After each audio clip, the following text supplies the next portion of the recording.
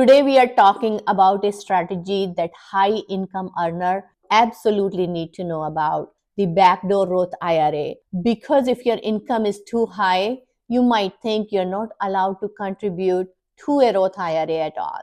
But there is a completely legal workaround, and when done correctly, it can help you build tax-free wealth for the future. Hi, I'm Aradhana Aggarwal. I am a CPA, and my goal is simple: to help everyday people understand taxes without fear, confusion, or jargon.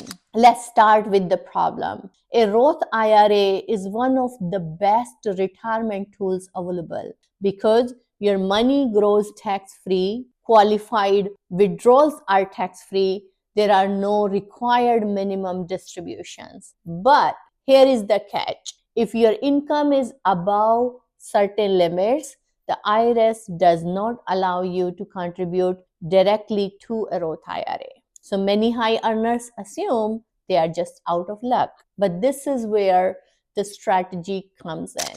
The backdoor Roth IRA is a two-step process. Step 1, you contribute to a traditional IRA. Step 2, you convert that amount into a Roth IRA. And because there are no income limits on conversions, this effectively gets your money into a Roth.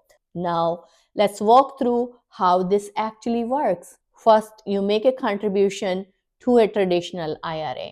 For most people, this contribution is non-deductible, meaning you don't get a tax deduction for it. Then shortly after, you convert that same amount into a Roth IRA. If done properly, there is little to no tax on the conversion. So where is the catch? There is one big rule you need to understand: the pro rata rule. The IRS looks at all of your traditional, SEP, and simple IRAs combined when calculating taxes on a conversion. You can't just isolate one account. If you already have pre-tax money sitting in an IRA, part of your conversion will become taxable. Let's look at one example. Let's say you have $90,000 in a pre-tax IRA. You add $10,000 as a non-deductible contribution.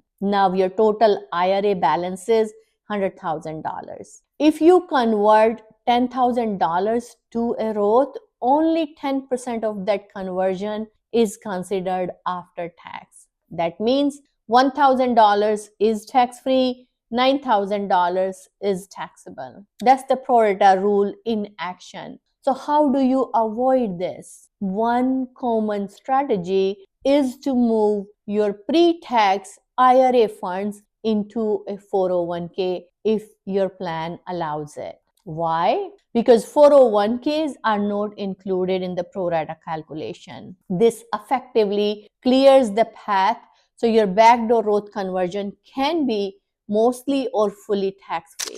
Timing also matters. Many people choose to make the contribution, then convert it shortly after. This helps minimize any gains that could be taxable. Now let's talk about documentation. Even though the strategy is legal, it does require proper reporting. You will need to file Form 8606 to track your non-deductible contributions, report the conversion, and this is critical to avoid being taxed twice on the same money. Another question I often get is, can I do this every year? Yes, you can do a backdoor Roth annually as long as you follow the rules each time. Over time, this can build a significant amount of tax-free retirement savings. Now let's address a misconception. Some people worry this is a loophole that might go away. While tax laws can always change, this strategy has been around for years and is widely used and accepted when done correctly. So who is this best for? The backdoor Roth is ideal for high-income earners, professionals who are phased out of Roth contributions, anyone looking to diversify their tax strategy. Because having tax-free income in retirement gives you flexibility and control. Here is the big picture. With the backdoor Roth IRA, you are taking money that would normally grow tax deferred and turning it into tax-free growth. That's a powerful shift. But like any other tax strategy, the details matter.